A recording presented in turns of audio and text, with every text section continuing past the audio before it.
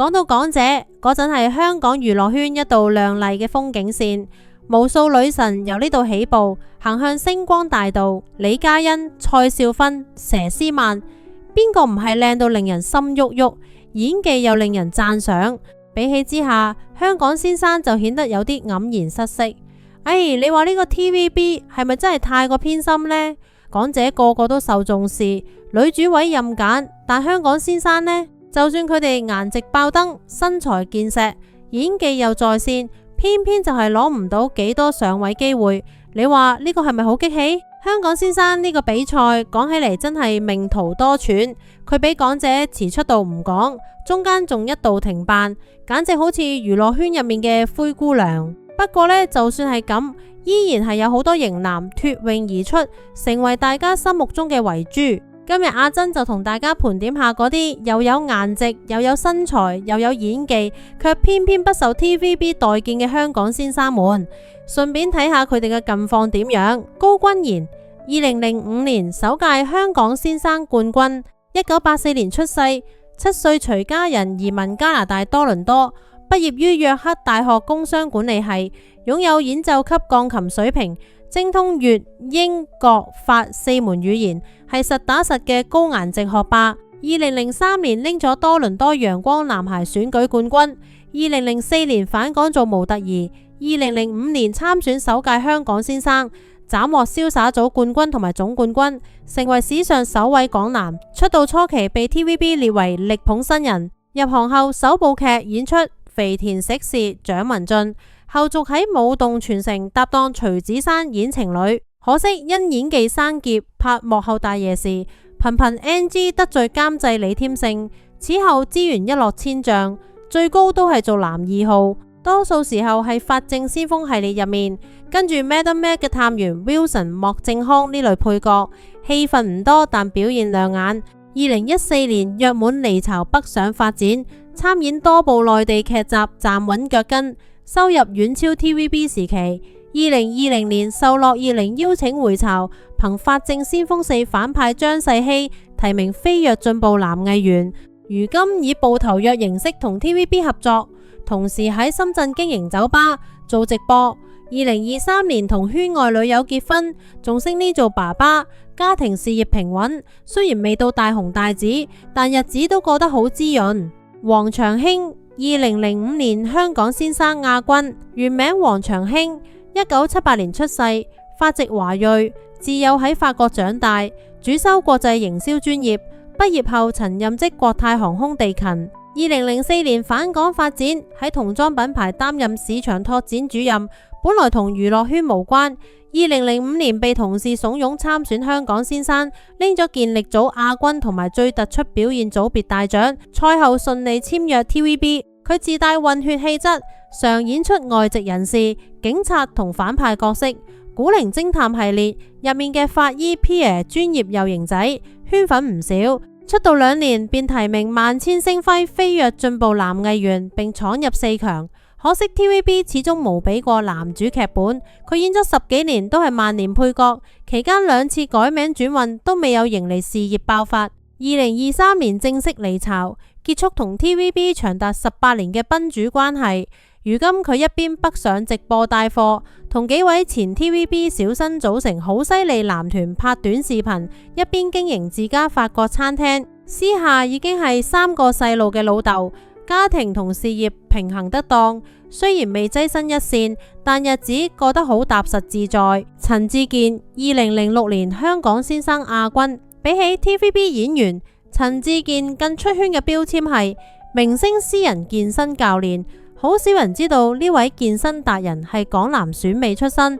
佢1981年出世，父母早年開雲吞麵檔，佢中學就打工幫補家計。自幼習武家常年健身，練出一身好肌肉。出道前做過全職模特兒，考咗專業健身教練證，圈內人稱大隻奧徒。2006年參選港男，拎咗健力組冠軍同埋總決賽亞軍，簽約 TVB。本以為憑獎項可以大展拳腳，入行後卻依然係由底層茄喱啡做起，演過各類路人、打手、小反派。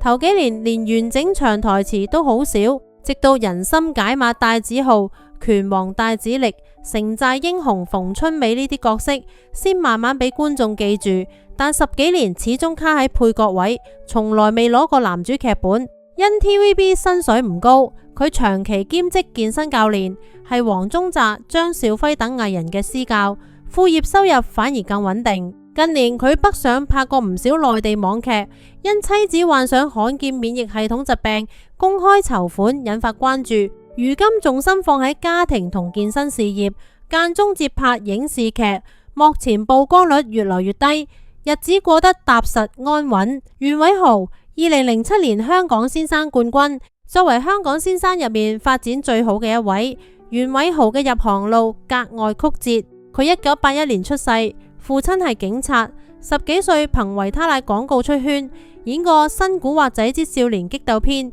無間道嘅小角色，卻始終無火。低潮期做過送貨員、婚慶攝錄、健身教練，仲做過樂隊幕後助理，兜兜轉轉先再返幕前。2007年參選香港先生，因早年廣告經歷被稱作維他奶仔，自帶觀眾基礎，最終拎到總冠軍，簽約 TVB。入行後跑咗多年龍套，直到2012年 On Call 36小時入面嘅醫生 Benjamin 先至令觀眾記住佢。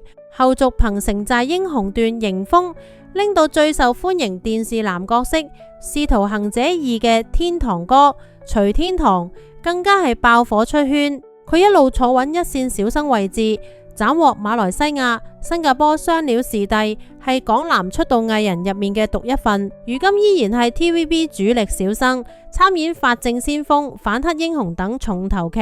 私下娶咗港姐張寶儀，仲升呢做老豆，事業家庭雙豐收，堪稱港男選舉入面最爭氣嘅選手。李豪2007年香港先生少年組最具人氣大獎。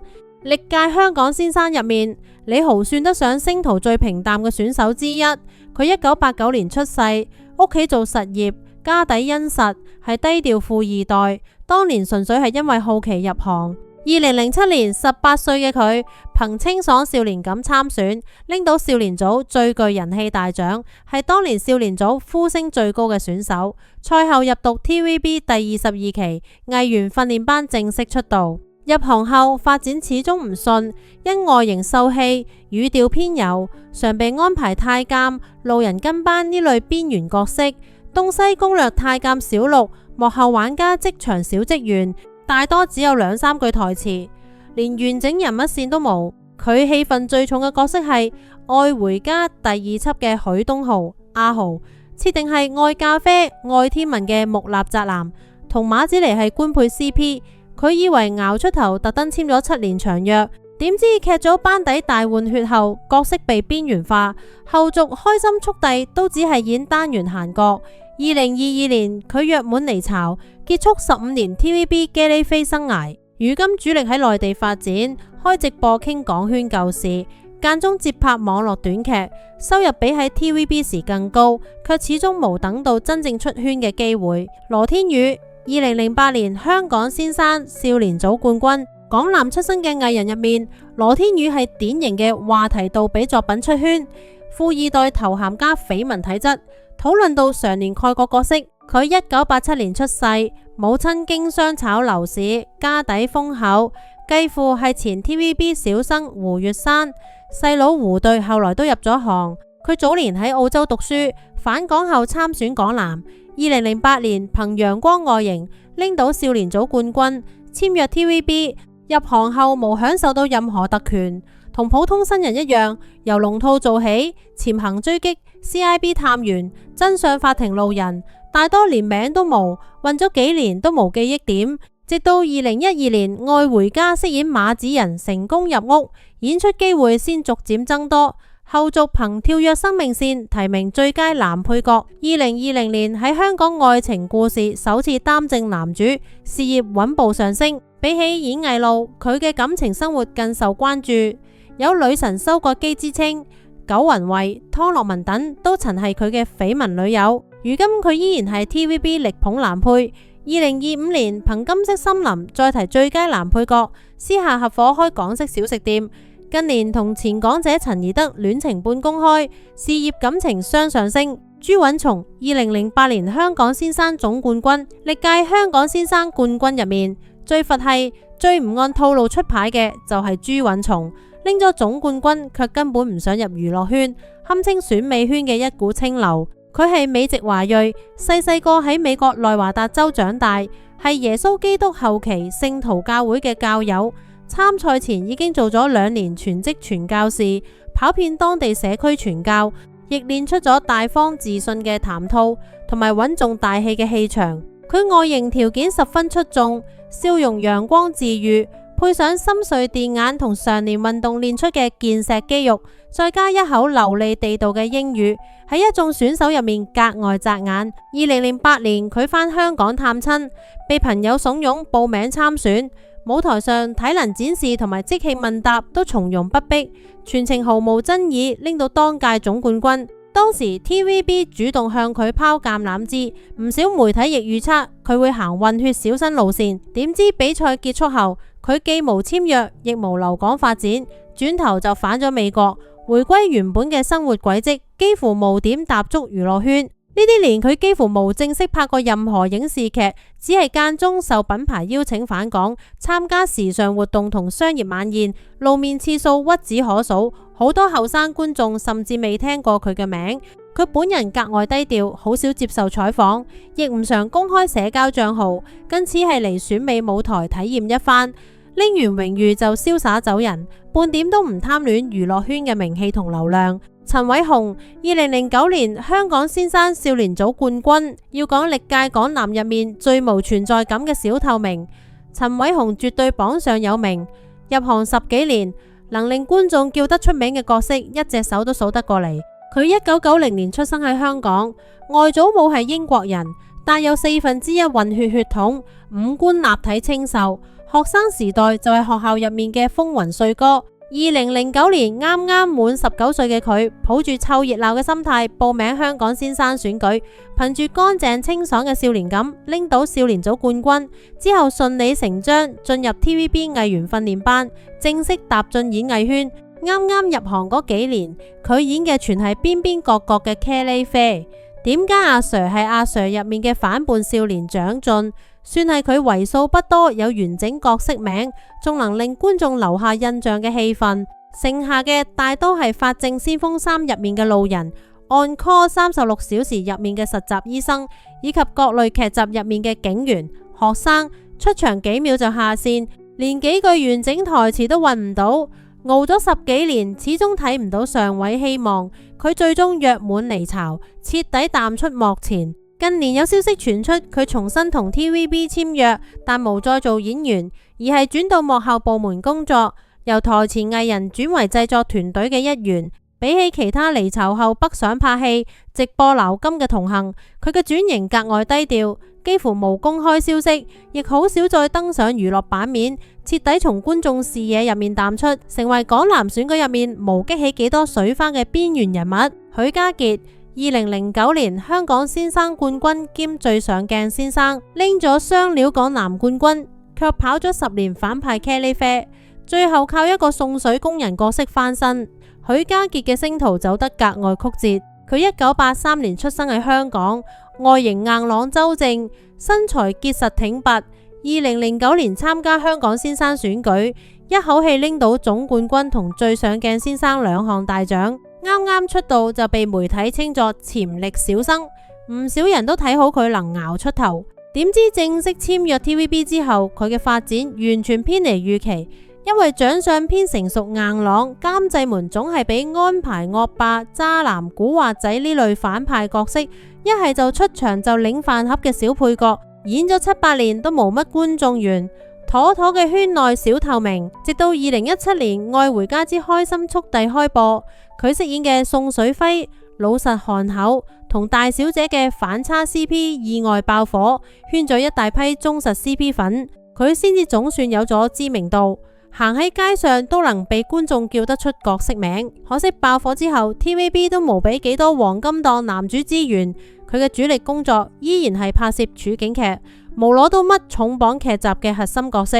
早前仲被網友爆料出席活動時待人無禮貌，擺明星架子，負面消息令口碑受到唔少影響，本來就平平嘅星途又暗淡咗幾分。而家佢依然留喺開心速遞劇組拍戲，間中接一啲商演同內地活動，始終無能從處境劇配角躋身一線小生嘅行列。翟威廉2010年香港先生冠軍，歷屆港男入面，翟威廉絕對係選美賽道嘅回鍋肉老將，攞過亞視、TVB 兩家選美獎項，履歷格外特別。佢1985年生於香港，細個就對幕前工作感興趣。2005年先報名亞洲先生選舉，拎到亞軍，簽約亞視，拍過《豈有此理》等劇集。可惜亞視日漸式微，熬咗幾年都無運出頭。約滿後，佢無放棄演藝路。2010年轉戰香港先生選舉，憑住健碩身材同流利日語，一口氣拎到8項大獎，成為史上首位8料港男冠軍，順利簽入 TVB。本以為雙料選美出身能攞到好資源，結果喺 TVB 13年入面，佢始終卡喺配角位，戲路被框死喺花花公子、反派犯人呢類角色入面，好多劇整部加埋台詞都無10句，被觀眾戲稱御用渣男，演咗上百部劇都摸唔到男主劇本。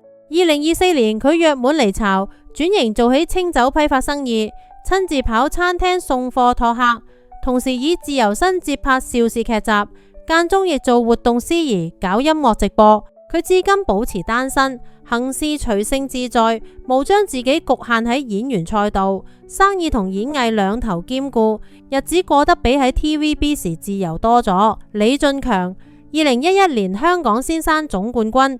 要講笑容，最有感染力嘅港男冠軍，李俊強絕對榜上有名。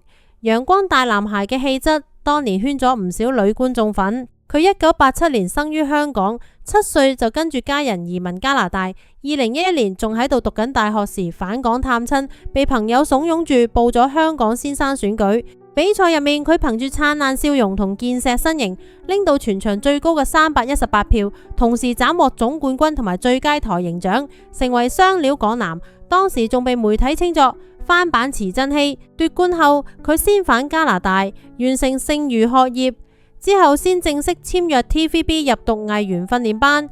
入行7年，拍咗20多部劇，基本都係客串行過，做過鐘嘉欣最幸福的事 MV 男主角。亦喺 EU 超時任務入面演過朱千雪嘅細佬，始終無乜出圈角色。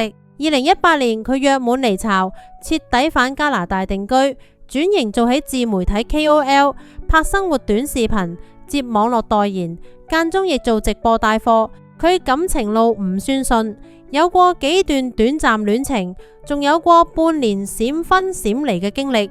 如今早已淡出香港娛樂圈，狀態輕鬆自在，過住低調嘅普通生活。黎振業2016年香港先生冠軍，歷屆港男入面，黎振業絕對係最令人虛嘅一位。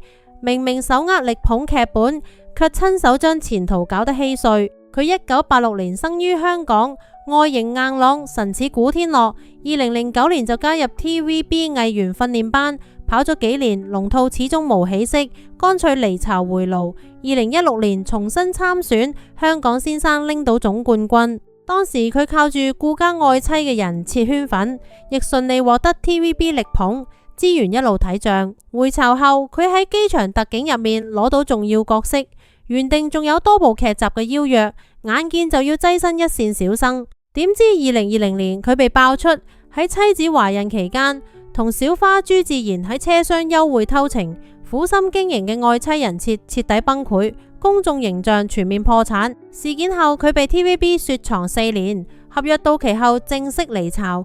低潮期仲去做過演唱會保安幫補家計。如今佢嘗試低調復出，接拍一啲小成本微短劇，亦獲得咗妻子嘅原諒，生下2胎，組成4口之家。佢坦言無放棄演員夢，唔介意由底層做起，只係口碑崩盤後，想重返當年嘅高度，基本係無可能啦。講到呢度，真係忍唔住要吐槽一下 TVB。你睇下人哋歐陽震華、黎耀祥、陳豪呢啲醜碎嘅男演員，一個個都受到 TVB 嘅力捧，觀眾都好中意。可係呢啲又有顏值、又有身材、又有演技嘅香港先生呢，點解偏偏就係唔受待見呢？所以啊，TVB 係咪亦都應該改變下策略呢？畢竟而家觀眾嘅眼睛可是雪亮嘅，邊個演得好，邊個演得唔好，一眼就睇得出。唔好再俾嗰啲有實力嘅演員一直演配角啦，俾一個機會佢哋，說不定就能夠創造出更多經典角色呢。各位朋友，你哋覺得講得有無道理呢？你哋中意呢啲又有顏值又有身材又有演技嘅香港先生嗎？歡迎喺評論區留言討論咯。